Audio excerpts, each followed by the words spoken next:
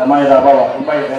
ಆದ್ದರಿಂದ ಮತ್ತೊಬ್ಬ ವಿದ್ಯಾರ್ಥಿಗಳ ಅನಿಸಿಕೆಗಾಗಿ ಯಾರಾದರೂ ಇದ್ರೆ ಬೇಗನೆ ಹೇಳಿ.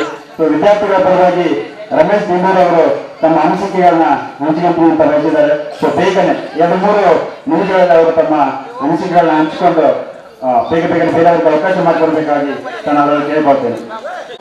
ಬಹಳ ಮಾತಾಡ್ಬೇಕನ್ನೋ ಆಸೆ ಇತ್ತು, ಯಾಕಂದ್ರೆ ಸಮಯದ ಅಭಾವ ಇತ್ತು. ಯಾಕಂದ್ರೆ ಪ್ರತಿಯೊಬ್ಬರು ಶಿಕ್ಷಕರ ಬಗ್ಗೆ ಹೇಳ್ಬೇಕಾಗಿತ್ತು. ನನ್ನ ಯಾರು ಹೊಡೆದ್ರು ಅಂದ್ರೆ ಪ್ರತಿಯೊಬ್ಬರು ಶಿಕ್ಷಕರು ಕೂಡ ಅವರಿಂದ ನಾನು ಒಂದೊಂದು ನೈತಿಕ ಮೌಲ್ಯವನ್ನು ಕಲ್ತೀನಿ ಅನ್ನೋ ನಂಬಿಕೆ. ಯಾಕಂತಂದ್ರೆ ಇವತ್ತ ಆ ಸ್ಥಾನಕ್ಕೆ ನಾನು ಹೋಗೀನಿ ಅಂತಂದ್ರೆ ಇವೆಲ್ಲರೂ ಕಾರಣ ಅನ್ನೋ ಒಂದು ಮಾತನ್ನು ಕೂಡ ನಾನು ಈ ಒಂದು ಸಂದರ್ಭದಲ್ಲಿ ಹೇಳಲಿಕ್ಕೆ ಇಷ್ಟಪಡ್ತೀನಿ. ಯಾವ ರೀತಿಪ್ಪ ಅಂತಂದ್ರೆ ಇಲ್ಲಿ ಈ ಪುಟ್ಟ ಮಲ್ಲಪ್ಪ ಮತ್ತು ಜ್ಯೋತಿ ಸರ್ ಅವರು ಸುಂದರವಾಗಿರುವಂಥ ವಾತಾವರಣ ಇರ್ಬೇಕಂದ್ರೆ ಕಾರಣ ಅವರು. ಯಾಕಂದ್ರೆ ದಿನಾಲು ಬೆಳಗ್ಗೆ ಬಂದ ಕೂಡಲೇ ಇಲ್ಲಿಂದ ಅಲ್ಲಿ ಒಂದು ಕಸ ಹಾಕಕ್ತಿದ್ರು, ಆಮೇಲೆ ಗಿಡಗಳಿಗೆ ನೀರು ಹಾಕಕ್ತಿದ್ರು. ಅದಾದ ನಂತರ ಅವ್ರ ನಂತರ ಹೇಳ್ಬೇಕಂದ್ರೆ ನಮ್ಮ ಕುಮಾರ್ ಸರ್ ಇಲ್ಲಿ ಬಂದಾಗ ನಯವಾಗಿ ಮಾತಾಡೋರು, ಯಾರಿಗೂ ಜೋರಾಗಿ ಹೊಡೆಯೋಲ್ಲ, ನಯವಾಗಿ ಮಾತಾಡೋರು. ಅವರು ಇಲ್ಲೇ ನಮ್ಮ ಹಾಸ್ಟೆಲ್ ಪಕ್ಕನ ರೂಮ್ ಮಾಡ್ಕೊಂಡಿದ್ರು. ಅದ್ರ ಜೊತೆಗೆ ನಮ್ಮ ಜಗದೀಶ್ ಸರ್ ಕೂಡ ಹಾಸ್ಟೆಲ್ ಪಕ್ಕನ ರೂಮ್ ಮಾಡ್ಕೊಂಡಿದ್ರು. ಇವರಿಬ್ರು ಯಾವುದೇ ವಿದ್ಯಾರ್ಥಿಗಳನ್ನ ಜಾಸ್ತಿ ಹೊಡೆದಿದ್ರು. ಇವರು ತಮಗೆ ತಿಳಿದಂತ ಬುದ್ಧಿಗಳನ್ನ ಹೇಳಿದ್ರು, ತಪ್ಪದಾರಿಗೆ ಹೋಗಬಾರ್ಲಿ ಅಂತ ಹೇಳ್ತಿದ್ರು. ಹಾಗಾಗಿ ಅವ್ರನ್ನು ಕೂಡ ನಾನು ಈ ಸಂದರ್ಭದಲ್ಲಿ ನೆನೆಸ್ತೀನಿ. ಅದರ ಜೊತೆಗೆ ನನಗೆ ಇನ್ನೊಂದು ಬಹಳ ಸಂತೋಷದ ವಿಷಯ ಏನಪ್ಪಾ ಅಂತಂದ್ರೆ, ಈ ಗುರುರಾಜ್ ಕರ್ಗಿ ಅನ್ನೋರನ್ನ ನೀವು ಸಾಮಾನ್ಯವಾಗಿ ಕೇಳ್ತೀರಿ ಅಂತ ಅನ್ಕೊಂಡಿರ್ತೇನೆ ನಾನು. ಗುರುರಾಜ್ ಕರ್ಗಿ ಅನ್ನೋರು ಏನಪ್ಪಾ ಅಂತಂದ್ರೆ ಒಬ್ಬ ಶಿಕ್ಷಕರು. ಆ ಶಿಕ್ಷಕ ಏನಪ್ಪಾ ಅಂತಂದ್ರೆ ಅವ್ರ ಊರು ಯಾವಂದ್ರೆ ಬಾಗಲಕೋಟೆ. ಆ ಶಿಕ್ಷಕ ವೃತ್ತಿಯನ್ನು ಏನ್ ಮಾಡಿರ್ತಾನಪ್ಪ ಅಂತಂದ್ರೆ ಧಾರವಾಡದಲ್ಲಿ ಶಿಕ್ಷಕ ವೃತ್ತಿಯನ್ನು ಮಾಡ್ತಾ ಇರ್ತಾನೆ. ಧಾರವಾಡದಲ್ಲಿ ಶಿಕ್ಷಕ ವೃತ್ತಿಯನ್ನು ಮಾಡುವ ಸಂದರ್ಭದಲ್ಲಿ ರೈಲಿನಲ್ಲಿ ಬಾಗಲಕೋಟೆಗೆ ಹೋಗಿರ್ತಾನೆ. ಎಲ್ಲಿ ಹೋಗ್ತಾನಪ್ಪ ಅಂತಂದ್ರೆ ತನ್ನ ಸೊಸೆಗೆ ರೇಷನ್ ಅನ್ನು ಕೂಡ ಹೋಗಿರ್ತಾನೆ. ಆ ಸಂದರ್ಭದಲ್ಲಿ ಈಗ ಏನ್ ಕೊಡ್ತಾನಂದ್ರೆ ಅದು ರೇಷನ್ ಇರಲಿಲ್ಲ. ಶಿಕ್ಷಕರಿಗೂ ಕೂಡ ಇಷ್ಟು ವೇತನ ಇರಲಿಲ್ಲ. ಅವಾಗಿನ ಶಿಕ್ಷಕರು ಯಾವ ರೀತಿ ಇರ್ತಾರಪ್ಪ ಅಂದ್ರೆ ಧೋತ್ರವನ್ನು ಹುಟ್ಟಿದ್ರು, ಬಿಳಿ ಅಂಗಿ ಧೋತ್ರವನ್ನು ಹುಡ್ಕೊಂಡು ರೈಲಿನಲ್ಲಿ ಪ್ರಯಾಣವನ್ನು ಮಾಡ್ತಾ ಇದ್ರು. ಆ ರೈಲಿನಲ್ಲಿ ಪ್ರಯಾಣ ಮಾಡುವಂತ ಸಂದರ್ಭದಲ್ಲಿ ಈಗ ಸಾಮಾನ್ಯವಾಗಿ ರೈಲಿನಲ್ಲಿ ಪೊಲೀಸ್ ಸಿಬ್ಬಂದಿಗಳನ್ನ ನಿಯೋಜನೆ ಮಾಡ್ತಾರೆ. ಹೋಗುವಂತ ಸಂದರ್ಭದಲ್ಲಿ ಯಾಕಂದ್ರೆ ಆಗ ರೇಷನ್ ಈಗಲೂ ಕೂಡ ಯಾರಾದ್ರೂ ಕದ್ಕೊಂಡು ಹೋದ್ರೆ ಅಥವಾ ಯಾರಾದ್ರೂ ಮಾರಾಟ ಮಾಡೋದ್ರ ಮೇಲೆ ಯಾವ ರೀತಿ ಕೇಸ್ ಐತಲ್ರಿ, ಅದೇ ರೀತಿ ಆ ಸಂದರ್ಭದಲ್ಲಿ ಕೂಡ ಸರ್ಕಾರ ನೀಡಿದಂತ ರೇಷನ್ ಅನ್ನ ಯಾರಿಗಾದ್ರೂ ಕೊಟ್ರೆ ಅಥವಾ ಮಾರಾಟ ಮಾಡಿದ್ರೆ ಅವ್ರ ಮೇಲೆ ಕಾನೂನು ಕ್ರಮವನ್ನ ಕೈಗೊಳ್ತಾ ಇದ್ರು. ಅದೇ ರೀತಿ ಯಾಕಂದ್ರೆ ಇವ್ರ ವೇತನನೇ ಇಲ್ಲ, ಸೊಸಿಗೆ ರೇಷನ್ ಅನ್ನು ಕೊಟ್ಟಿರ್ಬೇಕ್ರಿ. ಅಂತ ಸಂದರ್ಭದಲ್ಲಿ ಅವ್ರು ಏನ್ ಮಾಡ್ತಾರಪ್ಪ ಅಂತಂದ್ರೆ ರೇಷನ್ ಅನ್ನ ಒಂದು ಚೀಲದಲ್ಲಿ ತುಂಬಿಕೊಂಡು ಬಾಗಲಕೋಟೆ ಕಡೆ ಪ್ರಯಾಣವನ್ನ ಮಾಡ್ತಾರೆ.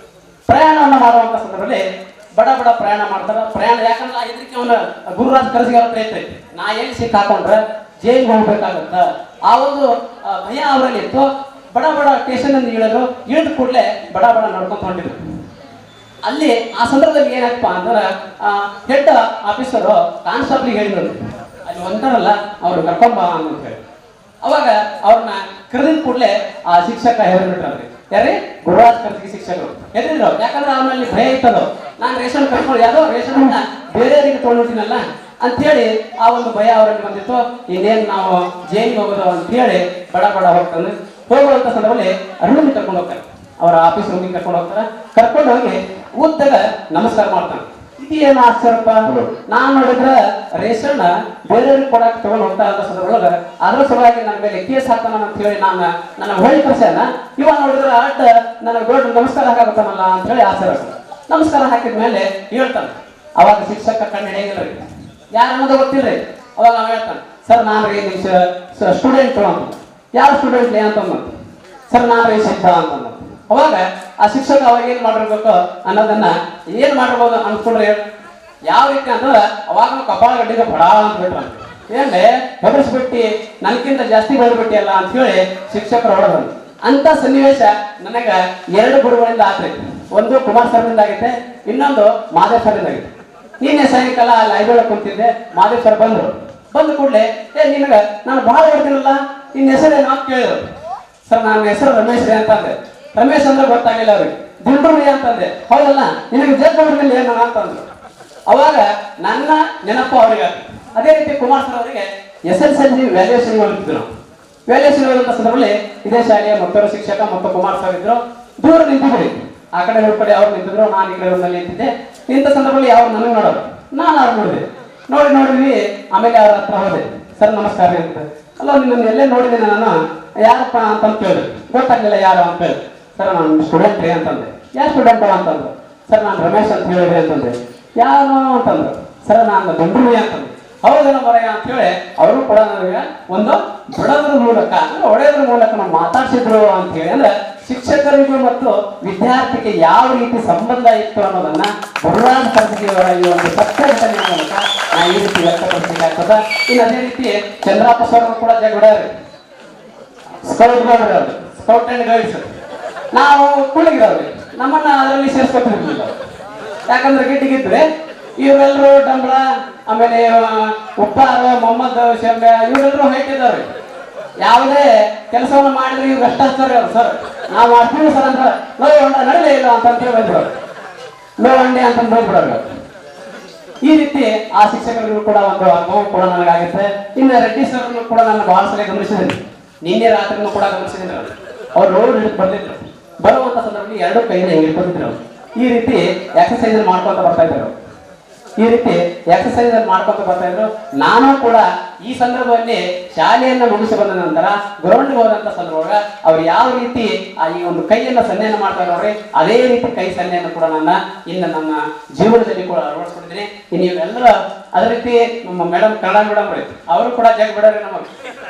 ಯಾಕಂತಂದ್ರ ನಮ್ಮ ಫಸ್ಟ್ ಲೆಸನ್ ನಮ್ದ್ರಿ, ಕ್ವಶನ್ ಕೇಳೋದೇ ಒಳ್ಳೆ ನಮಗೆ, ಕ್ವಶನ್ ಕೇಳೋದು ನಮಗ್ರಿ. ನಾವು ಹಿಂದಿನ ಬರ್ತಾರ ಅಂತಂದ್ರೆ ಯಾರು ಹಿಂದ್ ಕೇಳಿದ್ರು, ಬರೋದು ಫಸ್ಟ್ ಡೆಕ್ಸ್ಗೆ ಕೇಳೋರಿ ಅವ್ರು. ಇನ್ನ ಜಗದೀಶ್ ಸರ್ ಅವರು ಹೊಡಿತಿದ್ರಿ, ಎಕ್ಸ್ ಮೇಲೆ ನಿಂದಿಸಿ ಅಸಹ್ಯ ಮಾಡ್ಬೋದು. ಇನ್ನು ಮರುದಿನ ನಾವು ಅದನ್ನ ಮಾಡ್ಕೊಂಡು ಬರಲೇಬೇಕ್ರಿ.